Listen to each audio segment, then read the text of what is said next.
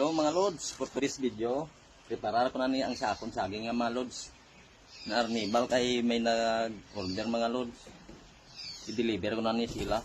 Barato lang ni mga lods, biligya ko yung ang kilo, tag 30 lang. Pero pag sa market na, yung buhi nanda ka ilang baligyan ay 50 or ano, 60. Sakon 30 lang.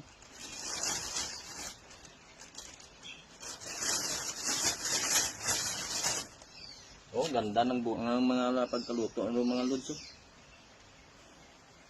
Namun ni mga lods ang lakatan mga lods. Mahal ni mga lods. Ang baligyan ay sa market. Ang baligyan nanda ano 80 na siguro. Sa akon 40 lang mga lods. Nawa naman ako mga lods sa ano sa mamimili. Sobrang mahal. Dito pagod ko lang yung ano yung binabayaran ang saging wala na. Oh, ganda oh. Na. Deliver ko na ng mga lods kung may nagbakal.